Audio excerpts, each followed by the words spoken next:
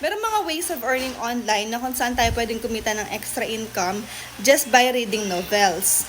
Yes guys, you heard it right. So ang gagawin natin dito is magbabasa tayo ng mga novel and then makakapag-earn tayo ng mga points or ng mga coins dito. Tapos yung mga coins na yon sila yung mga convertible into cash. Pero FYI lang, hindi ito easy money kasi wala naman talagang ganon. Pero isa itong legit paying talaga na platform.